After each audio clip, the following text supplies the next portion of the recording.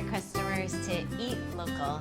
And today we're going to feature one of our local recipes for Eat Local Tuesday.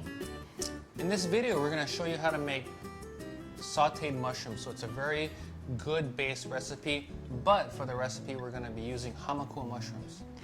And what is great about Hamakua mushrooms is it's grown indoors in Lapuhoihoi on the Big Island of Hawaii. And so there's no dirt involved, right? It's clean, it's sterile, and the mushrooms are perfect. And today we're going to use ali'i mushrooms. Correct. Also known as royal trumpet or king oyster.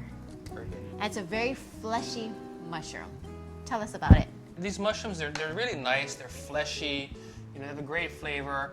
But I think the thing we want to do is we want to show you how to do mushrooms, and we really love these mushrooms, so we're going to show them with the ali'i mushrooms. But this is a skill that we want to show, or a technique we want to show that is good for using with regular mushrooms, or their mushrooms, button mushrooms, creminis, portobellos, baby portobellos, oysters, shiitakes. I mean, really just the gamut of mushrooms. And we wanted to, there's some fundamental things that I think are very important that we want to look at for mushrooms.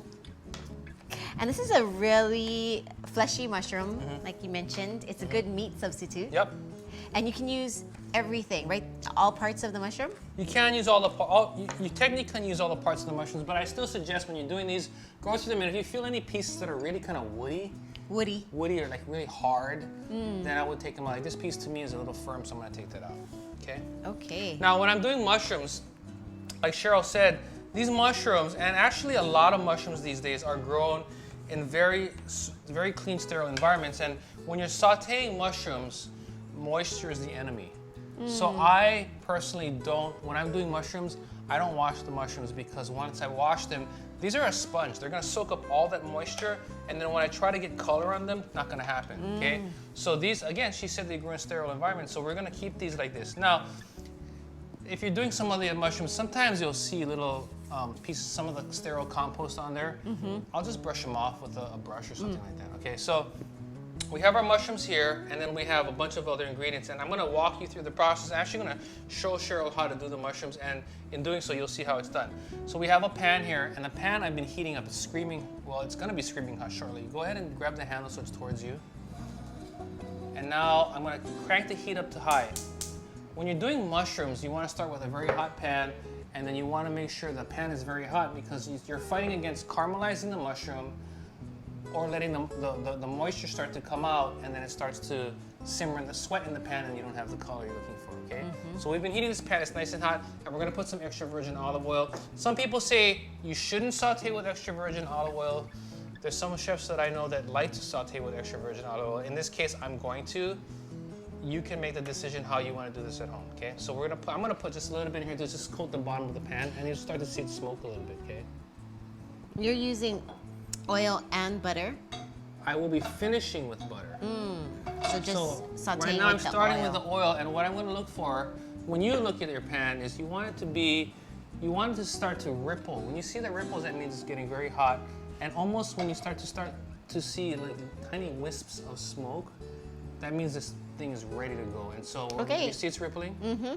We're almost at the point you're gonna start to see a wisp of smoke. And when we do that, I'm gonna ask Cheryl to put a layer of mushrooms in the pan, single layer. You don't want a double layer, because then it's too much in the pan. Oh, I see the smoke. Okay, single layer. Just put a little enough so that it's just a very even coat in the bottom. Now, if we had washed these mushrooms, they'd be splattering. And that's one thing you don't want to have, right? Perfect. So now just jiggle, perfect, stop. Exactly.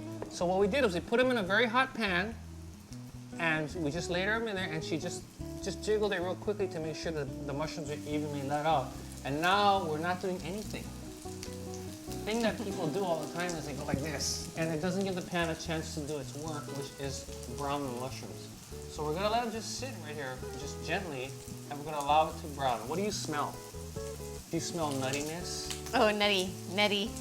And that's that caramelization of the mushroom that's happening right now. Oh, yeah. This is a very mild mushroom, and so we need to do the work of pulling the flavor out of the mushroom, and that caramelization is one of the big things that's gonna happen, okay? So now that it's sat and it's brown for a little bit, we're gonna toss the mushroom. And I know that you're still working at your tossing, right? So I'm gonna do a little quick toss here, but I'm just gonna loosen the pan up And then I'm gonna go ahead and toss it real quick. And you can see, well, this one jumped out, but you can see that, you see Nice. how they're starting to get golden brown? Yeah. What would happen if you didn't get the pan hot enough and then you wash the mushrooms, what would happen is you throw them in and you just see a big cloud of steam. And once that happens, all the mushroom is doing is releasing all the juice. And what would happen is then you just be swimming in liquid and then there will be no color. But as you can see, the mushroom here is still holding its shape, right? It's still sizzling and caramelizing, and that's what we're looking for, okay? And you're cooking it on high. This thing is full blast right Okay. now, okay? And we're continuing to hear, you can hear it, you can hear the sizzling, the searing. It still smells nice and caramelized. It's woody and nutty right now. Should I try And to we're not toss- doing anything. People think cooking I must be moving, right? But there's a time to move and there's a time to let the pan do its work. And we're gonna let the pan do its work right now. How do you know when it's time to toss? You know it's time to toss when, that's something you're gonna have to develop over time. I wait a minute, 30 seconds or so, maybe a minute, and then toss it. You see how that nice, look at this caramelization here, right? And that's the thing, I think when people do mushrooms at home, they don't see that. When you go to a restaurant and it's done properly, you see that and you're like, oh, how do I do that? Well, this is how, okay? Okay. Okay, now we're gonna start moving forward a little bit. I'm gonna have Cheryl season it, and she's gonna add some salt and just a little very thin sprinkling over it. A little bit more. Beautiful.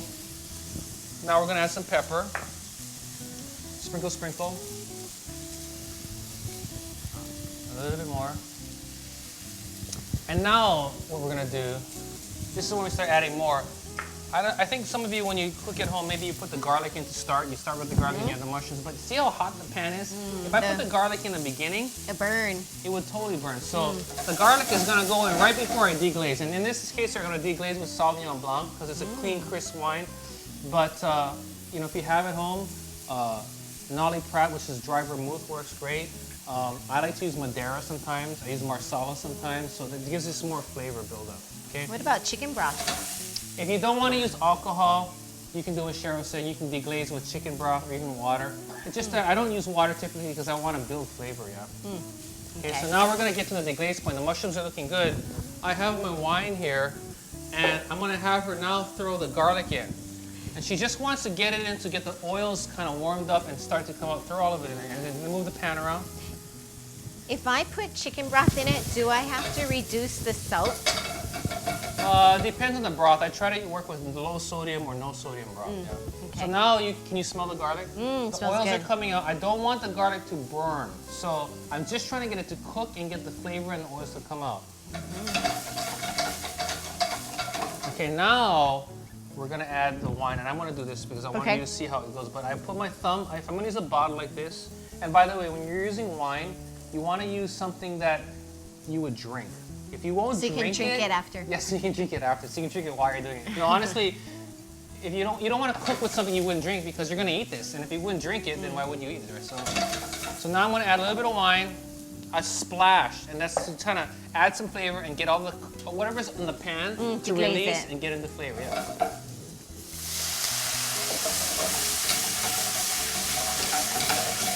And we want to let it cook down till it's dry or set, which means that we've cooked all the alcohol out and it's ready for more stuff, okay?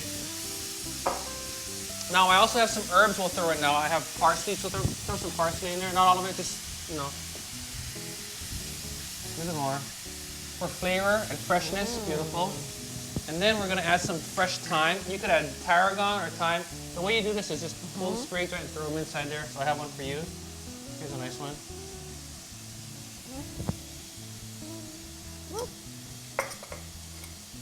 Beautiful.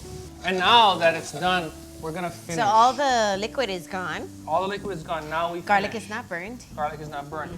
Now the butter comes in. The butter, I'm gonna add just a couple I'm gonna add one pat here and swirl the pan. Just swirl It's the pan interesting that you add the butter last. around. Well, this is the reason why I'm adding the butter to the last. Butter, when used correctly, is a finishing ingredient. And right now the butter, think that's beautiful. The butter is emulsified, and I want to keep that emulsification in the end process here. So I started with the oil because you saw how hot it was. If I were to start with butter and go that hot, it would burn. So I used the oil to saute, and now I'll use the butter to finish. So we're adding some butter. I want the dairy flavor in there. We'll put a little bit more. It looks like roasted potatoes. It's gonna taste like sauteed mushrooms though. So what you see now is you see beautifully shiny caramelized mushrooms with herbs and garlic on there. And now we have, it's nice and rich, but the last thing that I always like to finish with lemon. is a little lemon. And when I cook, all the things I cook, I try to think about things of layers. And one of the things I like is to have a little bit of a corner on the dish that I make so that it's not just like flabby, right? A little bit of that What do you mean edge. Oh. And right now, these will taste good, but they're just gonna be like buttery, meaty, garlicky, right? You want it to have I'm an gonna put edge. just a little zing on there to just tighten this dish up and brighten it, is that's where I put it, okay? So then here's our mushrooms, right? And I have a little plate here. Oh. These mushrooms would be great by themselves as a main course or as a side dish. What about in pasta? You know, you could make these ahead of time, make a bunch of them, and then refrigerate them and use them as an accompaniment for things like pasta. For hot pasta? Hot pasta, you can make pasta salad with them. If you do pasta salad, though, one of the things I would do is maybe not add the butter because the butter would solidify it when it's cool. But there's a myriad of uses you can do with them. And so, that said, God, it smells great. the next thing we're gonna do is, You put a little bit more salt. I always like to put just a little bit. Some people say I like too much salt, but I don't think so. Here's the mushrooms, caramelized, happy mushrooms. And I'm gonna go for one, and Cheryl's gonna tell you where you can get more videos. For this recipe and more great cooking videos, visit us at foodland.com. Wow, that's really good.